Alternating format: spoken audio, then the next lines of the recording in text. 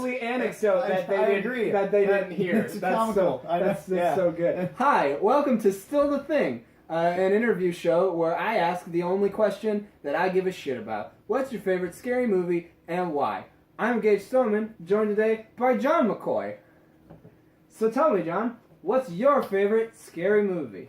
I want to go with Tim Burton's Sleepy Hollow. Yes. I do want to give an honorable mention to Silent Hill and the others with Nicole Kidman, but we're going to go with Sleepy Hollow. Sleepy Hollow, of course. Sleepy Hollow, the 1999 Tim Burton directed American Gothic horror story starring Johnny Depp and Christina Ricci.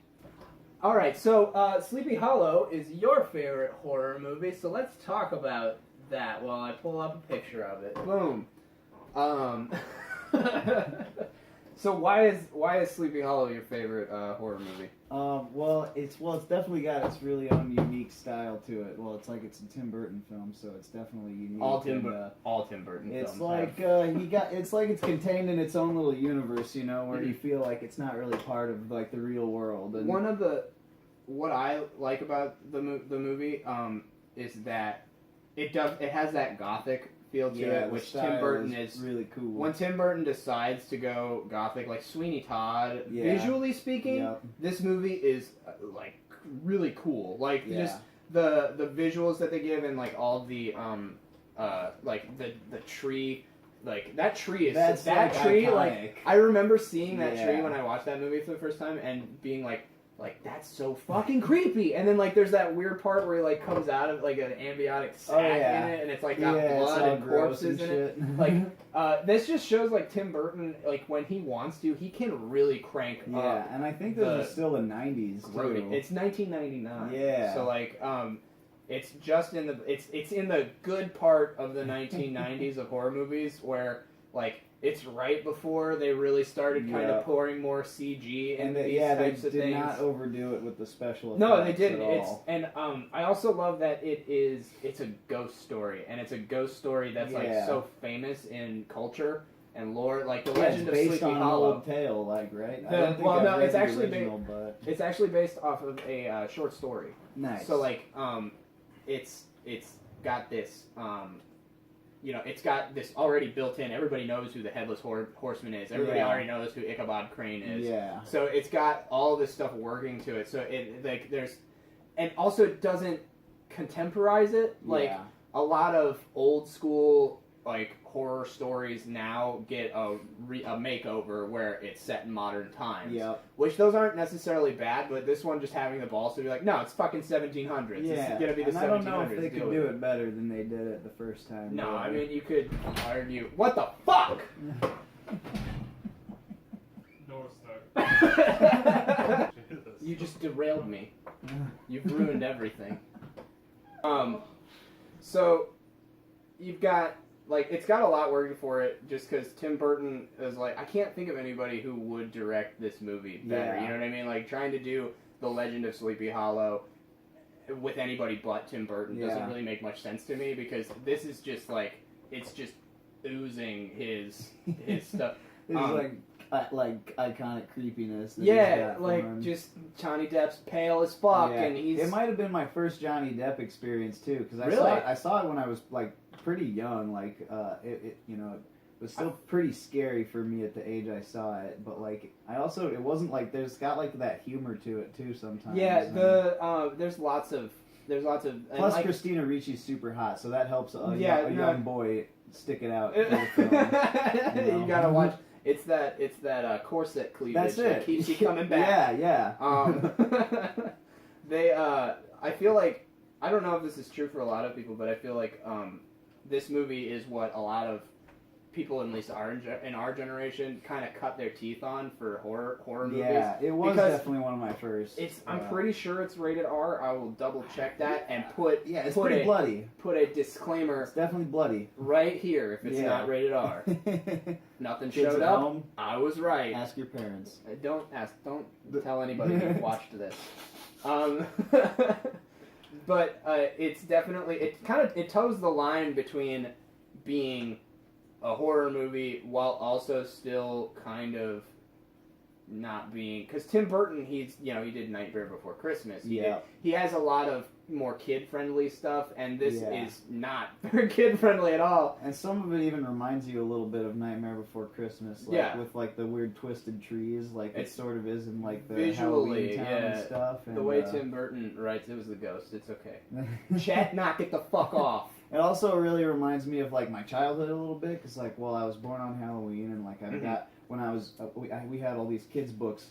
And one of them was like, I'm pretty sure we had one that was like the Headless Horseman, except he had a pumpkin, and it was all like, it was a little kid style. A lot of times when they show the Headless Horseman, he almost always has a pumpkin head. Yeah. And I thought that's like, I don't believe they did that in the movie. Yeah, I think like they did did it as once joke. they do it as like a There's gag, like he accidentally gets a pumpkin on there or something. I don't know. It's been so long since I've seen it. Yeah. I did read the synopsis though. That was gross. I had to burp. I have acid reflux because I eat terribly. The demons. The demons. The demons. They rise.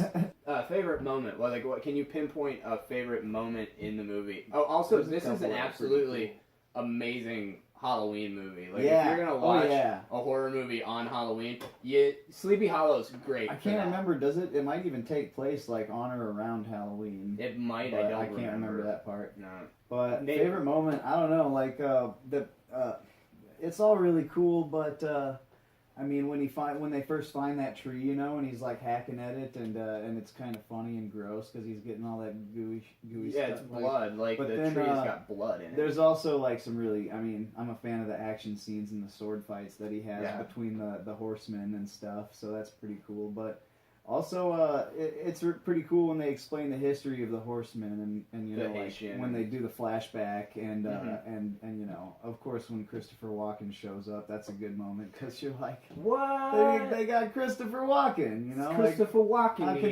How can that be a bad thing? That's a good moment. It is. I totally agree. Like, it's got a lot going for it as a like horror movie. Yeah. But while also I don't feel like it pulls punches, but it doesn't quite hit as hard as some of like the other horror movies you got. It's not there's over the top gore or you gotta turn that down.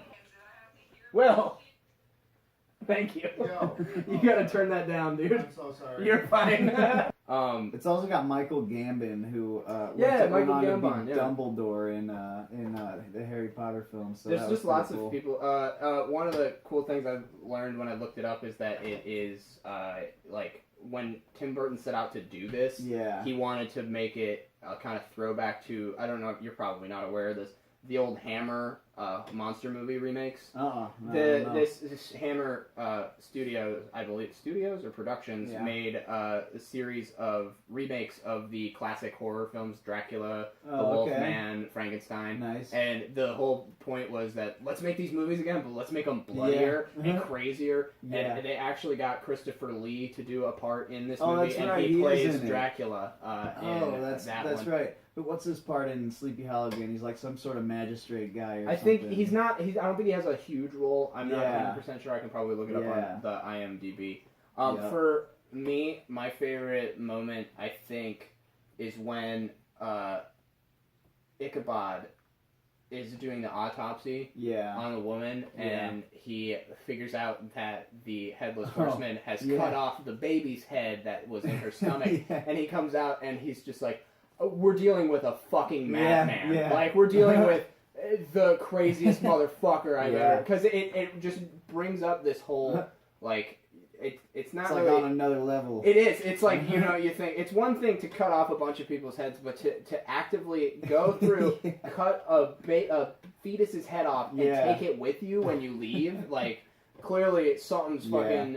wrong. I did decide my favorite moment. It's the one where, like, you know, they're up in the watchtower waiting, and I think it might be the part where Ichabod is still sort of skeptical, but then, like, the horseman shows up and sort of, like, storms the town, and that's when I think he busts into that woman's house and, like, kills the family and the kid, and then gets in that sword fight with Ichabod before, like, running off into the woods again. Yeah. That's a pretty cool scene. That's a pretty intense moment. Iconic, even. Yeah, because that's when you're like, whoa, he just killed that little kid, man. Yeah, And you're like, I thought that kid was going to get away. Nope.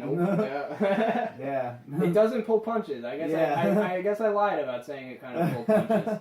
It killed a kid and a baby's head got cut off in utero. So like, I don't know. I mean, it's definitely not as like gruesome as some shit like Human Centipede. No, it's mostly a lot of stabbing and like beheadings. I think if anything, it's got more blood gore as opposed to like viscera. And one of the only real like shocker like jump out at you moments is sort of like when they're in that cave with that old witchy lady and she like does that magic potion and sort of like falls down on the table, then she like freaks out on Ichabod and like jumps out at you. That's one of the few parts where it's actually like gets you jumping. I actually really like it when a horror movie doesn't rely on jump scares. Because, definitely. Like, it's a real cheap shot. If you watch a lot of like the Halloween, like once it starts to get past 3. There are like fake out jump scares like every 20 minutes. Like, motherfucker, gets like, old at why that point. Are you it's not even like it gets old because it still gets you. Like you're still like, bah, because two or three is plenty. Your ability to use a music sting to affect my emotional well-being does not impress me at all. I heard Danny McBride is making the new one or something now. That's crazy. That's gonna be really cool. I can't wait to watch it, review it, and possibly tear it the fuck apart. Depending. Man. I probably won't. I'm probably gonna love it. I love every fucking horror movie. Alright, so let's go to trivia, because I want you to learn something new about your favorite horror movie. So let's go to the Sleepy Hollow IMDb trivia. I've got that pulled up right here, because I'm a good worker, boy. Okay, just if you've heard of this, historically, Ichabod Crane was a very unattractive man. Johnny Depp offered to add prosthetics to his face to make himself look ugly, but Tim Burton wanted to base the character on Crane's more unattractive personality traits, his reported squeamishness and eccentricity. So they basically were like, yo, we don't gotta put a fake nose on you at all, Johnny, just be a kind of a weirdo. I like how Johnny Depp is like, hey, I know I'm not ugly, but if you guys want, I can pretend to be ugly. I can totally. I know I look good, guys. I can make myself ugly for you, Tim. And I will do it. Just for you, Timmy. I will do it many times in the future. Oh, yeah. Yeah, man. I wonder where this movie fell in the timeline of, like, Johnny Depp and Tim Burton's I think it's pretty early on. I think Edward those. Scissorhands is, like, the first one, though. I think that is This is one I learned beforehand. Did you know that they actually built that town? Wait, really? The town they're in? For they real? legitimately built it as multi-story town. Since it's the 1700s, they don't have to actually, like, make like a house like this. That's way sweet. They made a and it probably didn't cost a ton. I mean, like. No, I mean I don't know what the budget on this movie was, but let's look that up. Why not? That's pretty sweet. Let's find out what the budget was. That's way cool. I think I just gotta hit back, and then it should say the budget was $100 million, which by today's standards. I guess I don't have a good frame of reference for those. $100 million is, I feel like, I wouldn't necessarily say it's low budget, but like, $10 million is a low budget movie if that gives you any kind of like frame of reference. For sure. But apparently it only made $1 million back, so I guess it wasn't. I guess cumulative worldwide gross it made $206 million. So it ended up being. They broke even and then some worldwide, but in the U.S. it only made $1 million more than its budget. So they made their money back, but didn't kind of. That's priceless in my heart. So there you go. Yeah. That's all you need. Yeah, that's all you needed. All right, now we're going to Gage's Gestions. All right. Again, I don't know why I'm sticking with that, but Gage's Gestions, trademarked. I think if you like Sleepy Hollow, it's a little bit of a different feel, but it has a kind of similar. It's actually a lot similar. You should watch the Crimson Peak by Guillermo del Toro. Oh, I like Guillermo del Toro. Everybody likes Guillermo del Toro. It's a movie that like it's one of those ones where Guillermo del Toro, like when he makes a movie, I'm either all on board or I don't really care that much until I watch it and I go, what the fuck? Why didn't I care? Like Pan's Labyrinth was like that's one of my favorites. It's great. It's a great movie. Oh, yeah. But like it took me forever to sit down and watch it because I was when I was a kid I was adverse to reading anything with subtitles. I wanted dubs more than anything.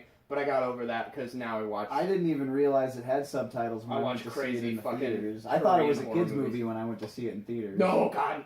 Like, I was still, like, on the age where I was, like, I might have been, like, 13, and, yeah, we thought it was, like, a kids movie. I thought it was, and, like, that we were in for, like, a fantastical, like, journey. Yeah. And then, you know, like, it's just Kinda a bunch you were, of, like, sort of. like, guerrilla warfare in the woods, and, like, people getting fucked up, like, by demons. That movie is real fucked. It's Yeah. super good. But the Crimson Peak is, it's got that same kind of gothic feel, and it's also a ghost story. So it definitely has the two of these movies. They pair together like kind of like wine and steak is how I kind of imagine it. So if you liked Sleepy Hollow, you should definitely check out the Crimson Peak. Okay, sweet. So yeah, nice. So do you want to ask me what my favorite horror movie is? Oh, of course, Gage. What is your favorite horror movie? Well, my favorite horror movie is, again, It's John Carpenter's The Thing, a cinematic masterpiece that blended a story steeped with paranoia and existential dread with groundbreaking practical effects that create an instant classic of the genre. And that's all the time we have. So, thank you, John, for stopping by no and problem, being Gage. on Still the Thing. Of course. Yeah, so that's it, and then it's gonna fade out, like the music's gonna come on. Sweet. It's gonna be good.